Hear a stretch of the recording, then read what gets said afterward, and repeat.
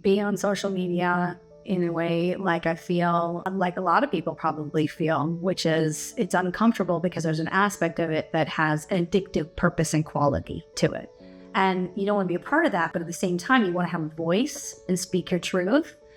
And quite frankly, we're in the age of technology, and this is, and going into Gemini and airwaves and how technology is just going to go in the next 2 years, even though it already has with AI. It's kind of like get on the ship, or otherwise you're going to miss the boat, and miss the boat to higher sides of ourselves. And for me, I felt like it was really uncomfortable to sit here in front of a camera and talk to a bunch of people on the other side of the camera. It's strange. And it's almost a little bit against some of the parts of me, because I still believe in connecting with people human to human, face to face, touch to touch. Like right now I'm looking at a kene from Peru made by the Shipibo. And like all of these people were a part of a ceremony, and they're weaving that cloth that has a specific intention in it. And there was a level of, I can feel the connection of the people just through that fabric.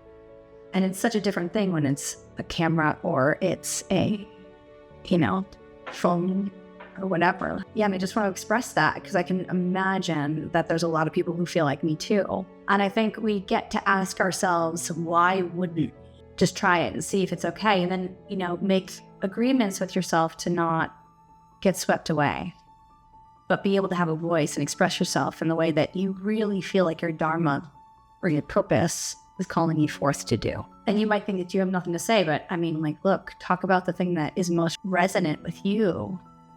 And somebody else has the same energetic signature, is going to want to hear that, might learn from it, might grow from it, might save their life. You have no idea. And I want to share things like this. I want to share the way that I feel. I want to share honest stories. I want to share, one of the things that I consider myself is a hunter of patterns and themes inside of a person. And that's what I do in my everyday life, is I literally, for the past 15 years, have worked with some of the most high performing individuals and watched their patterns and themes like a jaguar in the jungle. And it's one of the coolest things that you could possibly do, and Sherpa somebody along the path and watch the shadow show up, and then watch the highest side show up, and then watch the path, and where they're going, right? And just hold them through that process. And you learn a lot about patterns and themes by working with lots of people intimately like that for that amount of time.